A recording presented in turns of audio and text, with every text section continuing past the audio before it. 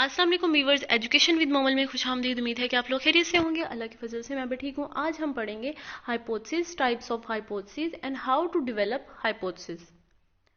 What is hypothesis? Hypothesis is a statement. Hypothesis एक statement है that introduce a research question, जो research question को introduce करता है and proposes an expected results, और हमें एक्सपेक्टेड रिजल्ट्स देता है।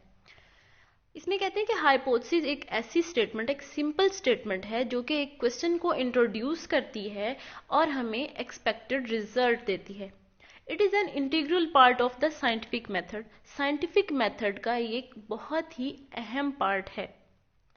Hypothesis is a tentative guess, not a prediction. Hypothesis कहते हैं कि एक सिंपल गेस है, प्रिडिक्शन नहीं है। Prediction is derived from hypothesis, कि प्रिडिक्शन जो है हम डिराइव्ड करते हैं हाइपोथेसिस से। हाइपोथेसिस खुद प्रिडिक्शन नहीं है। Hypothesis means assumptions or supposition which are to be proved or disapproved।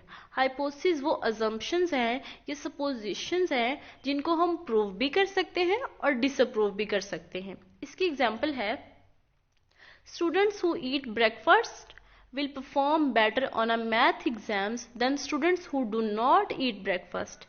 कि स्टूडेंट्स जिन लोगों ने ब्रेकफास्ट किया है will perform better on a math exam than students who do not eat breakfast। के वो स्टूडेंट्स जिन्होंने ब्रेकफास्ट किया है वो मैथ एग्जाम में अच्छा परफॉर्म कर पाएंगे then students who do not eat breakfast, के उन लोगों की निस्बत, उन स्टूडेंट्स की बनिस्बत जिन्होंने ब्रेकफास्ट नहीं किया।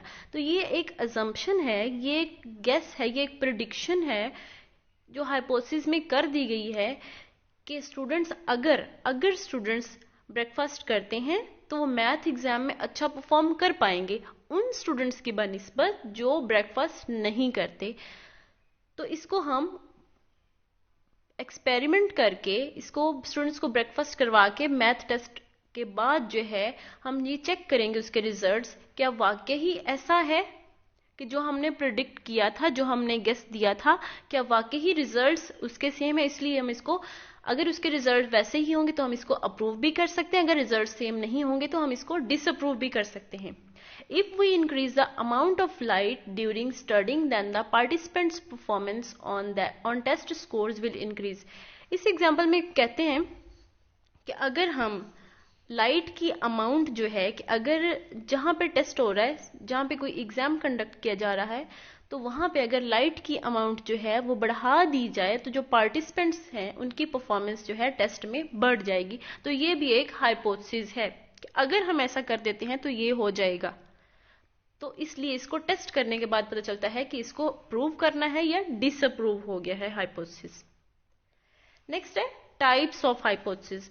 इसकी टाइप्स हैं simple hypothesis, complex hypothesis, directional hypothesis, non directional hypothesis, null hypothesis, alternative hypothesis, associative and causal hypothesis and logical hypothesis and statistical hypothesis. Simple hypothesis होता है जिसमें दो वेरिएबल के, जिसमें single variable independent single variable होती है और single dependent variable होती है, उन दोनों के दरमियान जो है रिलेशनशिप की प्रिडिक्शन की जाती है कि single independent variable and single dependent variable के दरमियान क्या रिलेशन है, ये प्रिडिक्शन की जाती है। तो ये है सिंपल हाइपोथेसिस। कॉम्प्लेक्स हाइपोथेसिस होता है जिसमें दो या दो से ज्यादा इंडिपेंडेंट वेरिएबल होती हैं और दो या दो से ज्यादा डिपेंडेंट वेरिएबल के दरमियान जो रिलेशनशिप है उसकी प्रिडिक्शन की जाती है। तो ये कॉम्प्लेक्स हाइपोथेसिस आता है। नेक्स्ट है डायरेक्शनल हाइपोथेसिस। डायरेक्शनल हाइपोथेसिस में होता है कि हमें डायरेक्शन दी जाती है, हमें बता दिया जाता है कि इन वेरिएबल्स के दरमियान ये रिलेशन है, बल्कि इनमें रिलेशन नहीं देखा जाता बल्कि इनको डायरेक्शन दी जाती है कि दो वेरिएबल में डायरेक्शन देखी जाती है, रिलेशनशिप नहीं देखा जाता कि इसमें क्लियर डायरेक्शन बताई हुई है या नहीं। इसकी एग्जांपल है teaching with lecture method significantly effect the academic events of the students then discussion method.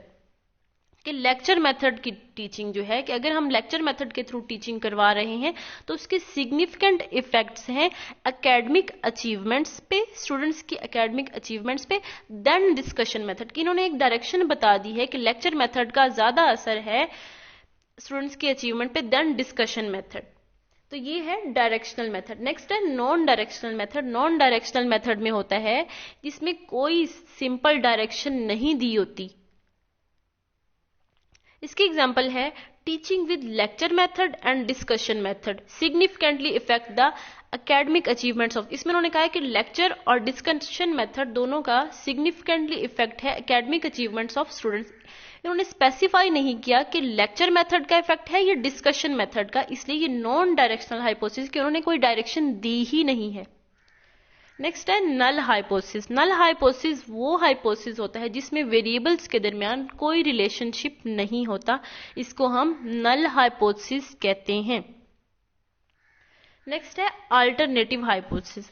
Alternative hypothesis होता है जिसमें ये नल हाइपोथेसिस के अगेंस्ट है, और अल्टरनेटिव हाइपोथेसिस को रिसर्च हाइपोथेसिस भी बोलते हैं। इसमें होता है कि जब दो वेरिएबल्स के दरमियान रिलेशन है तो उसको हम अल्टरनेटिव हाइपोथेसिस या रिसर्च हाइपोथेसिस के थ्रू शो करते हैं, और ये नल हाइपोथेसिस के अगेंस्ट है। नेक्स्ट है associative and causal hypothesis. Associative hypothesis होता है जिसमें क्लियर बता दिया होता है कि इन दो वेरिएबल्स का आपस में रिलेशन है, ये एक दूसरे के साथ एसोसिएट कर रही हैं। और कॉजल हाइपोथेसिस होता है कि इस वेरिएबल की वजह से दूसरी वेरिएबल में चेंज आ रही है, तो ये कॉजल हाइपोथेसिस होगा। नेक्स्ट है लॉजिकल हाइपोथेसिस। लॉजिकल हाइपोथेसिस होता है जिसमें लॉजिकली वेरीफाई किया गया हो हाइपोथेसिस को, कि उसके बारे में लॉजिक्स दिए गए हों, लॉजिक दिया गया हो कि इसमें ये भी हो सकता है, इसमें ये भी हो सकता है। नेक्स्ट है स्टैटिस्टिकल हाइपोथेसिस। स्टैटिस्टिकल हाइपोथेसिस वो हाइपोथेसिस होता है जिसको वेरीफाई किया जाए स्टैटिस्टिकली। तो ये थी हाइपोथेसिस की टाइप्स। नेक्स्ट है हाउ टू डेवलप हाइपोथेसिस। के हाइपोथेसिस को हमने डेवलप कैसे करना है, इसका है सबसे पहले कि हमने स्टेट द प्रॉब्लम। सबसे पहले हमने देखना है कि हमें क्वेश्चन कौन सा लेना है या प्रॉब्लम कौन सी है। उसके बाद try to write the hypothesis as on if. जैसे कि एग्जांपल हमने ली, if we increase the amount of light during studying when the participants performance on test score will increase। अगर, इसमें अगर लगा देना। पहले हमने देखना है कि प्रॉब्लम ये है कि अगर स्टूडेंट्स जब एग्जाम दे रहे हैं तब लाइट बढ़ा दी जाए, ये एक प्रॉब्लम है, तो इसका क्या असर होगा। इसमें हम देखते हैं कि अगर जब हम हाइपोथेसिस डेवलप करें तो हमने इफ लगा देना है। If we increase the amount of the light during studying when the participants performance on a test scores will increase. अगर हम लाइट के अमाउंट ड्यूरिंग स्टडी बढ़ा देते हैं तो जो परफॉर्मेंस होगी स्टूडेंट्स की टेस्ट में वो बेस्ट होगी। तो ये है इसका हाइपोथेसिस, हम इसमें इफ लगा के डेवलप करते हैं। नेक्स्ट है डिफाइन द वेरिएबल। इसमें हाइपोथेसिस में हमने इंडिपेंडेंट वेरिएबल और डिपेंडेंट वेरिएबल को डिफाइन करना होता है कि कौन सी इंडिपेंडेंट वेरिएबल है और कौन सी डिपेंडेंट, कौन सी वेरिएबल को हमने मैनिपुलेट करना है और कौन सी वेरिएबल से हमने इसका इफेक्ट चेक करना है। तो इस तरह से हम हाइपोथेसिस डेवलप करते हैं। प्रॉब्लम लेते हैं, फिर उसमें इफ ऐड करके अपना हाइपोथेसिस डेवलप करते हैं कि इफ फॉर्म में इसे लिखा जाता है और इसमें इंडिपेंडेंट और डिपेंडेंट वेरिएबल को क्लियरली डिफाइन किया गया होता है।